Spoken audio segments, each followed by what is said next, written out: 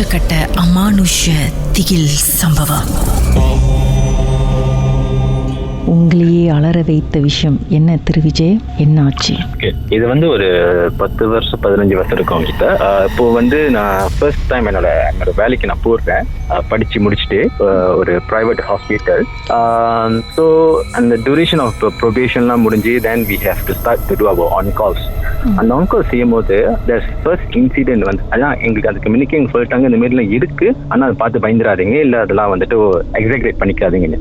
ஆனால் அது நமக்கு நடக்கும்னு நம்ம எதிர்பார்க்கவே இல்லை. ஸோ ஃபர்ஸ்ட் திங் வாஸ் என்னாச்சுன்னா, நீங்க என்ன வேலைக்கு போயிருக்கீங்க சார்? அப்போ medical lab technologies MLT. So அது இப்போ என்ன ஆச்சுன்னா, என்னோட அங்கால் கிளாக்கின் 9 o'clock. But what was the issue, என்னோட சீனியர் ஸ்டாஃப் அவங்க ஈவினிங் ஷிஃப்ட் ஒன்றும் முடிக்காம அங்கேயே லேப்ல வெயிட் பண்ணியிருந்தாங்க. அவங்க என்ன பண்ணாங்கன்னா, he was facing the other side. Analyser பார்த்துட்டு வாலை பார்த்துட்டு மிஷினை ரன் பண்ணியிருந்தாங்க. தென் அப்புறம் நானும் இன்னும் ஆள் இருக்காங்க போலன்னு சொல்லிட்டு நானும் I was like so happy and just want to என்ன சொல்லுவாங்க, போயிட்டு நம்ம என்ன பண்ணுவோம், abang sudah we want to get to know apa macam mana kejadian evening session okay make போனேன். But he never turned back and also he never replied anything. He was just looking at the wall and then just pretending doing something. அப்புறம் நானும் okay, அப்புறம் அந்த sample reception got some blood results அலைஞ்சி. So அதை எடுத்துட்டு நான் emergency கிட்ட போயிட்டு சப்மிட் பண்ண போனேன். ஒரு ஃபியூ மீட்டர் மினிக்கு நான் லேப்ல பார்த்தேன் அந்த Mallik guy is walking in front of me. எனக்கு அப்படியே நான் அங்கேயே அந்த கையில பிடிச்ச இந்த பேப்பர் அப்படியே எக்ஸாம் ஃப்ரோஸ்டாங்க அந்த டைம்ல. ஸோ நான் சொன்னேன் இந்த மாதிரி, bang saya jumpa you tadi kat dalam lab tapi you tak layan saya langsung and tak ada jawab saya punya soalan apa-apa pun. So and you are coming opposite of me. அப்புறம் அவர் சொன்னாரு, okay you ஜாங்கன். ஏன்னா எனக்கு பயம் வந்துச்சு, ஏன்னா அதான் என் வாழ்க்கையில மொத நடந்த இன்சிடென்ட் அது. அப்புறம் அவர் சொன்னாரு, ஓகே நீ பயப்படாத, நான் கூட கொஞ்சம் நேரம் இருக்கிறேன், ஆனா நம்ம லேப் போய் பார்ப்போம், அங்க என்ன இருக்கு இல்லையான்னு பார்ப்போம், ஏதாச்சும் இருக்கானா பாக்குறதுக்கு நாங்க போனோம். ஆனா அங்க போனோமா ஒண்ணுமே இல்லக்கிட்டாங்க. நாங்க 2 பேர் மட்டும் தான் ஹியூமன் பீயிங்ஸ் அங்க உட்காந்துருக்கோம். நீங்க அதுக்கு முன்னாடி பார்த்த அந்த பர்சன் அங்க இல்ல. அங்க இல்ல. சோ இது ஏற்கனவே அவங்க என்ன சொல்லிருக்காங்க, எங்களோட சீனியர்ஸ் தான் சொல்லிருக்காங்க, இதுவே மீட் பண்றதுல அவங்க ரொம்ப பண்டாயிடுவாங்க. Because it's hospital, so it can என்ன சொன்னா நம்ம வில் பவரை குறைக்கிறதுக்கு டைப் தான் சொல்லுவாங்க. அதே மாதிரி செகண்ட் இன்சிடென்ட் என்ன ஆச்சுன்னா, 3 o'clock எனக்கு ஒரு கால் வந்துச்சு from hospital saying that a patient want to run a blood sample. So நம்ம அப்படியே ரஷ்யா போயிட்டு பிளட் ரன் பண்ணிட்டு then I was like about to key in the result in the computer. So எங்க பின்னாடி தான் we have மேனேஜர் ரூம் இருக்கும். அந்த ரூம்ல there is no any way of காத்து பூந்து இல்ல ஏர்கான் தட்டி இருக்கும், ஏன்னா because nobody is using that room.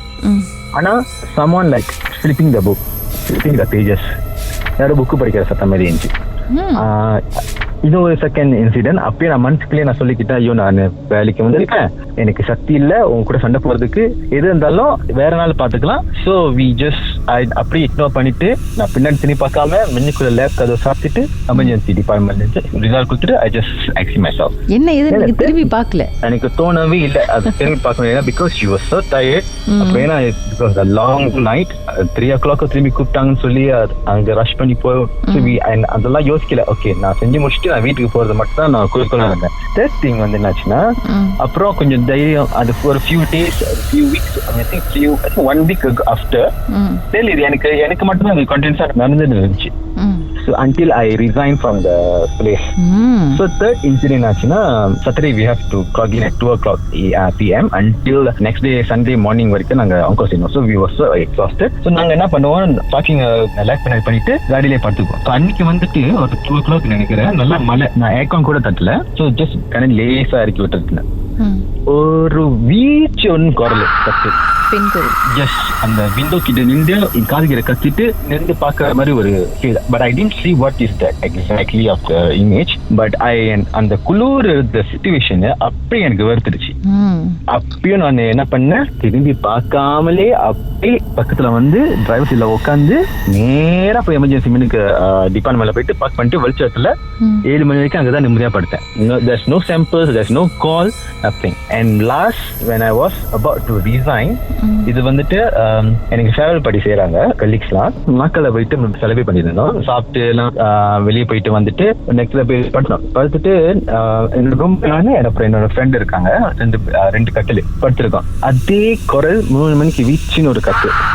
I can feel it that the same person who did that. அந்த காடி கிட்டேயும் அதே மாதிரி தான் எனக்கு அப்படி குப்புன்னு வெத்து ஒளியாரு.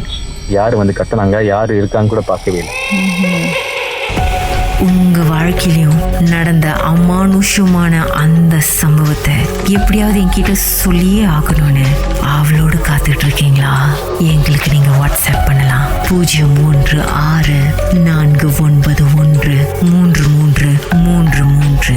உங்க பெயர் அதுக்கப்புறம் #MD அப்படின்னு டைப் பண்ண மறந்துடாதீங்க. கடந்த வாரங்களின் கதைகளை மீண்டும் நீங்க கேட்கணும்னு நினைச்சீங்கன்னா ஷாக் ஆப் வாயிலா கேட்கலாம். SYOK செட்டிங்ஸ் லாங்குவேஜ் தமிழ்னு செலக்ட் பண்ணுங்க. சர்ச் ஐகான்ல மர்ம தேசம் அப்படின்னு டைப் பண்ணுங்க. ஷாக் காஸ்ட்னு கிளிக் பண்ணீங்கன்னா எல்லா கதையும் அங்கதாங்க இருக்கு.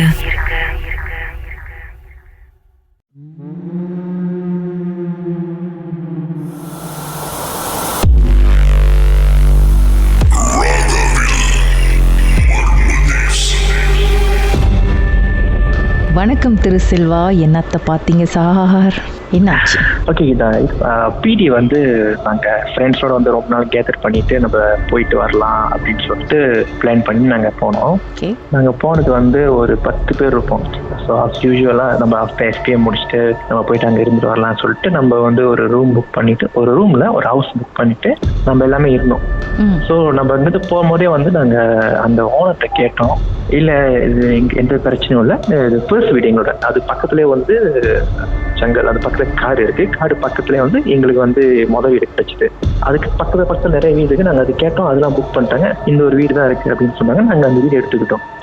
சரி சொல்லிட்டு அந்த வீடு ஒரு 6 ரூம் இருக்கு. ஸோ நம்ம பையனுங்க, நம்ம ஃப்ரெண்ட்ஸ் எல்லாமே வந்து நாங்கள் பிளான் பண்ணோம் பிபிக்கு எல்லாம் பண்ணலாம் சொல்லிட்டு பிபிக்கு பண்ணிக்கிட்டு இருந்துட்டு ஒரு டைம்ல வந்து என்ன மட்டும் ஹாலில் விட்டுட்டு ஹால் பக்கத்துலேயே அந்த கேரை வந்து போச்சுக்கிட்டு வந்து நான் பிபிக்கு நான் செஞ்சுக்கிட்டு நல்லா எனக்கு ஞாபகம் இருக்கு கீதா.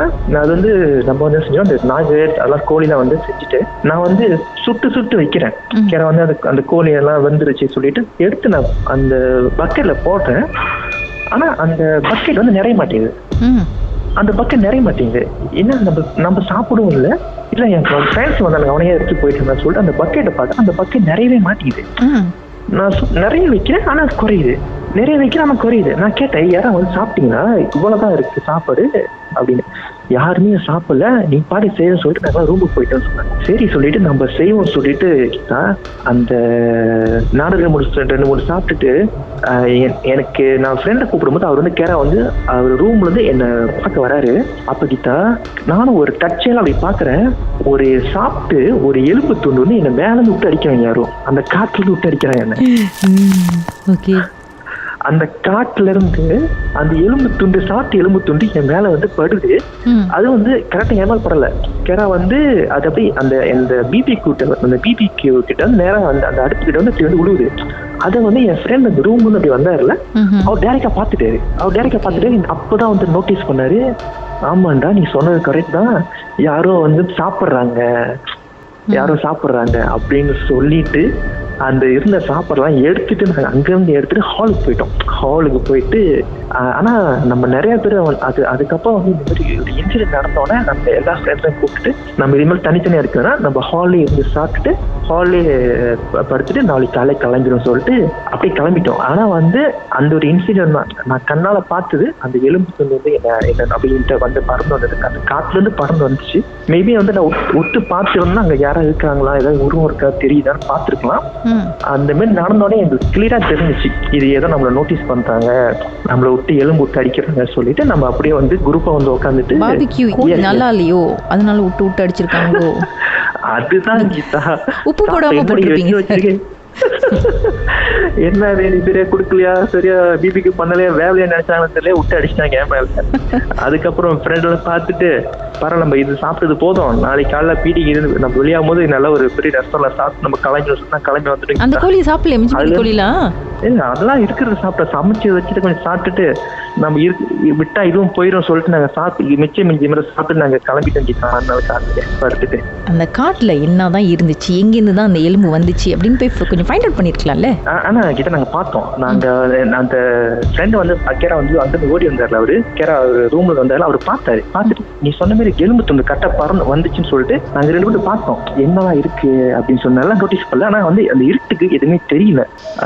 நாங்க எங்களுக்கு கொஞ்சம் பயம் தான், ஏன்னா ஏரியாவுக்கு ஏரியா வந்திருக்காங்க, நீங்க ஏதாச்சும் ஆயிரப்போது சொல்லிட்டு நான் சொன்னோன்னே என் ஃப்ரெண்டு அவரும் பிலீஃப் நம்பிட்டாரு. உண்மைதான் நான் பார்த்தேன் சொல்லிட்டு அதுக்கப்புறம் நாங்க எல்லாம் ஒன்னா உட்காந்துட்டு ஒரு சின்ன ஒரு பிரேயர் பண்ணோம். நாங்க என்ஜாய் பண்ண வந்திருக்கோம், நீங்க யாரும் டிஸ்டர்ப் பண்ணாதீங்க, நாளைக்கு காலை கிளம்பிடுவோம், உங்க இடமா இருந்தா சாரி நாளைக்கு காலை நாங்க கிளம்பிடுவோம் சொல்லிட்டு அப்படியே முடிச்சிட்டோம். அதுக்கப்புறம் எந்த பிரச்சனையும் இல்லை.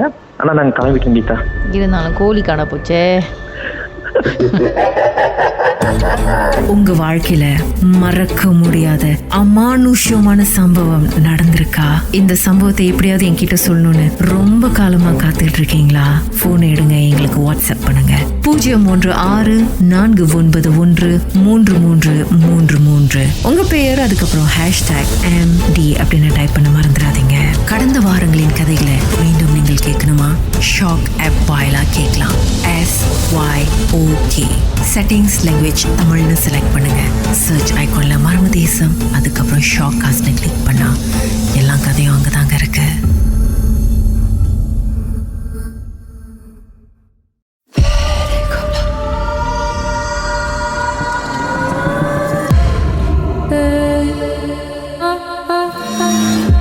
அடுத்ததாக மர்ம தேசத்தில் நம்ம விகடகவி மகேன் அவர்களை சந்திக்க இருக்கிறோம். வணக்கம். வணக்கம் கீதா. ஐயோ, நீங்க பேசிட்டு பயமா இருக்கு. இதுக்கே பயம் சொல்லமா? அதான் ஆக்சுவலி நான் பார்த்தது இல்லை. ஆனா என் லைஃப்ல வந்து நான் வாழ்ந்த வாழ்க்கையிலேயே ஒரே ஒரு தடவை மட்டும் ஒரு விஷயம் நடந்துச்சு. ஏன்னா இப்போ வரைக்குமே அதை எப்படி அக்செப்ட் பண்ணணும்னு தெரியல. என்ன ஆச்சுன்னா, நம்ம வந்து ஒரு ஷோக்காக டிராவல் பண்றோம், ஹோல் மலேசியா டிராவல் பண்ணிட்டு இருக்கோம். அப்போ வந்து கெடால வந்து ஒரு வீடு இருக்கு. எப்போதும் டிராவல் பண்ணா டீமா போவோம், 2 வேன் போனோம்னா ஒரு 20 பேர் ஒரு ஹோம் ஸ்டே தங்கிடுவோம். அந்த மாதிரி பெர்லைஸ் பேரா பின்ன கெடால தங்கிட்டு இருக்கோம். அப்ப கெடால வந்து என்ன பண்ணோம்னா ஒரு வீடு எடுத்தோம். வீடு எடுக்க போறப்ப நாங்க 2 மணிக்கு என்ன பண்ணிட்டோம், நம்மளோட அசிஸ்டன்ட் அனுப்பி நீங்க போயிட்டு வீடெல்லாம் வந்து சாவிலாம் எடுத்து வந்துருங்கன்னு சொல்லிட்டு நாங்க ஷூட் பண்ணிட்டு இருக்கோம் எங்க கிட்ட. அப்ப அந்த பசங்க போயிட்டு சாவி எல்லாம் எடுத்துட்டு வந்துட்டாருங்க. நாங்க எல்லாம் மணி ஒரு 2 மணிக்கு மத்தியானம் போறோம். 2 மணிக்கு மத்தியானம் போறப்ப அவன் சொல்றாங்க, என்ன நாங்களாம் வந்து லைட் அடைச்சிட்டு வந்தோம், லைட்ல திறந்துருக்கு அப்படின்னு சொன்னாங்க.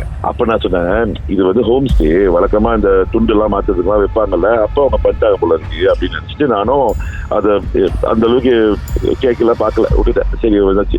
அப்புறம் அந்த வீட்டுல உள்ள போந்தோடனே எல்லாரும் வந்து எல்லா லைட்டும் திறந்து விட சொல்லிட்டேன். லைட் ஏக்கோலாம் திறந்து விட்டுருங்க, அப்போ வந்து ஈஸியா இருக்கும் உங்களுக்கு. அப்ப சூப்பரா. அப்ப நம்ம என்ன பண்ணோம், 2 மணிக்கு எல்லா உள்ள போந்து லைட் எல்லாம் திறந்துட்டோம். நடுவுல அந்த ஹாலுக்கு நடுவுல வந்து ஒரு ஃபேன் ஒன்று. அந்த ஃபேனோட ரிமோட் கண்ட்ரோல் எங்க போச்சுன்னு தெரியல. அது ஏன்னா அது நம்ம சுவிட்ச் தட்டினா கூட ரிமோட் கண்ட்ரோல் ஆன் பண்ணோம்ல, அப்போ ஆன் பண்ணி ரிமோட் எங்கேயுமே ரிமோட் கிடைக்கல. அப்புறம் இது ராத்திரி ஆச்சு, நம்ம சாப்பிட்டு முடிச்சு ராத்திரி ஆச்சு, மணி 9-10 மணிக்கு எல்லாத்தையும் படுக்க சொல்லியாச்சு. நான் வந்து மணி ஒரு 11 மணிக்கு வேலை ரிப்போர்ட்லாம் முடிச்சுட்டு படுக்கிறேன். ஸோ படுக்க போறப்ப பாக்குறேன், இந்த ஃபேன் ஓடல, ஏக்கம் தான் ஓடுமா, ஏர்லி மார்னிங்ல நம்மளுக்கு வந்து குளிருமே அப்படி யோசிச்சே படுத்துக்கிறேன். திடீர்னு வந்து என்னாச்சு, எனக்கு தண்ணி தாகம், ராத்திரி தண்ணி தாகம். நான் ஏஞ்சி போன் வந்து தரையில் வச்சிருந்தேன். அப்ப நான் போனை பார்த்தேன், மணி 2:38 விடிகாலையில.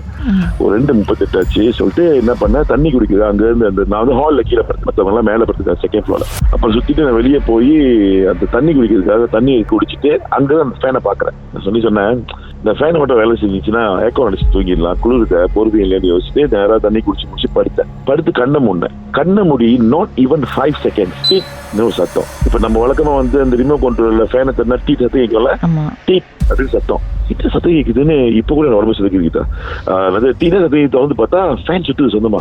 நான் டக்கு ஏஞ்சி உட்காந்துட்டேன், என்னடா இது ஃபேன் சுத்துது, நம்ம ரிமோட் கண்ட்ரோல் தட்டலையே, சுவிட்ச் எங்க இருந்துச்சு, காலையில இருந்து ட்ரை பண்ணிட்டு இருக்கோம் ஃபேன் திறக்க முடியும் சொல்லி நான் சுத்தி பாக்குறேன், யாராவது பசங்க இருக்காங்களா இல்ல அங்க வந்து ஷூட்டிங் பையனுங்க வந்து தட்டி விட்டாங்களா பாக்குறேன், யாருமே இல்ல.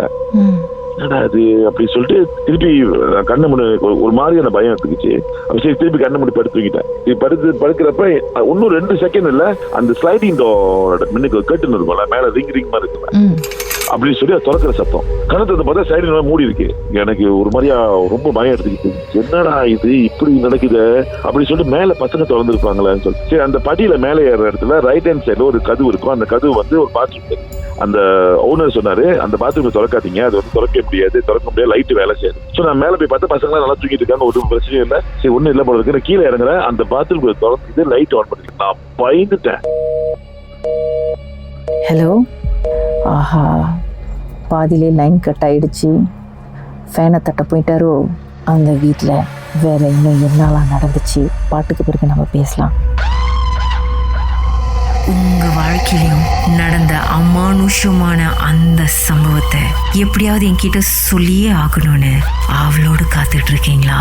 எங்களுக்கு நீங்க வாட்ஸ்அப் பண்ணலாம் 01649133333. உங்க பெயர் அதுக்கப்புறம் #MD அப்படின்னு டைப் பண்ண மறந்துடாதீங்க. கடந்த வாரங்களின் கதைகளை மீண்டும் நீங்க கேட்கணும்னு நினைச்சீங்கன்னா ஷாக் ஆப் வாயிலா கேட்கலாம். SYOK செட்டிங்ஸ் லாங்குவேஜ் தமிழ்னு செலக்ட் பண்ணுங்க. சர்ச் ஐகான்ல மர்ம தேசம் அப்படின்னு டைப் பண்ணுங்க. ஷாக் காஸ்ட்னு கிளிக் பண்ணீங்கன்னா எல்லா கதையும் அங்கதாங்க இருக்கு.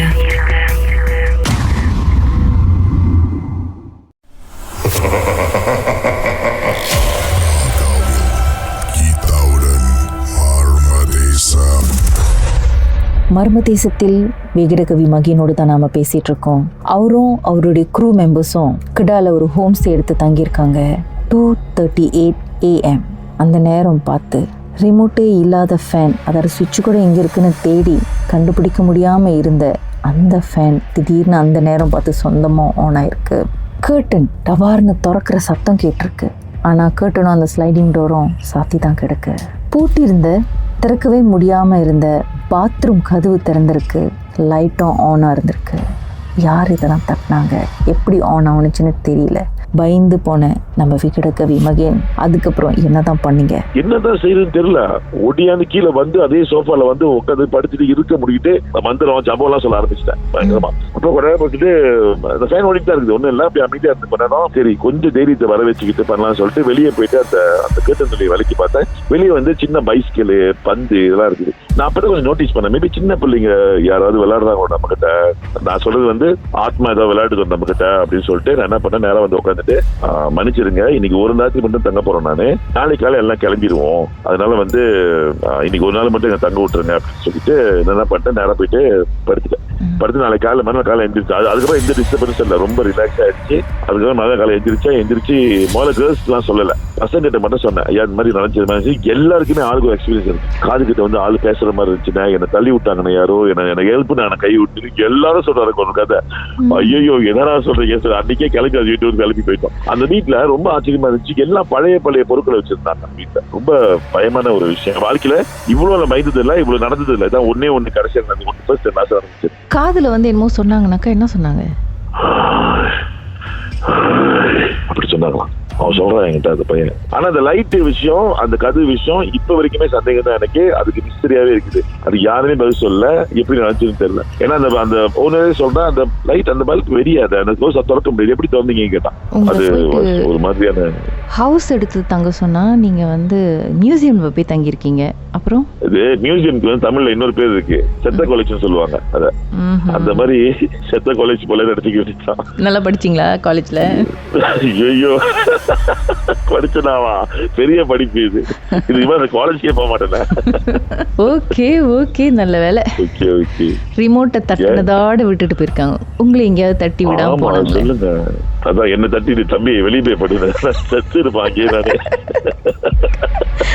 ஐயோ இப்ப நினைச்சா கூட எனக்கு அந்த ரோமங்கள்லாம் எதிர்த்து நிக்குது, அப்படி இருக்குது பயம். இதெல்லாம் ஒரு மாதிரியான ஒரு ஃபீல். பட் ஓகே, நீங்க நிச்சயமா அதை பத்தி யோசிச்சிருப்பீங்க தானே, என்ன நடந்திருக்கும், என்ன நடந்திருக்கலாம் அப்படின்னு ஒரு சின்ன அனாலிசிஸ் செஞ்சிருப்பீங்களே இந்த சம்பவம் நடந்து ஃபியூ டேஸ் கழிச்சு. ஆமா. உங்க மனசு என்ன சொன்னுச்சு, என்னவா இருந்திருக்கும், அது என்ன நடந்திருக்கும் உங்களுக்கு? எனக்கு நான் நினைக்கிறேன், ரொம்ப நாளா அந்த வீட்டுல வந்து ஆளுங்க தங்கல போல. சோ ரொம்ப நாள் தங்காதனால அந்த வீடை வந்து வேற ஒரு ஆத்மா ஏதோ குடியிருக்கு போல இருக்கு அப்படின்னு தோணுது.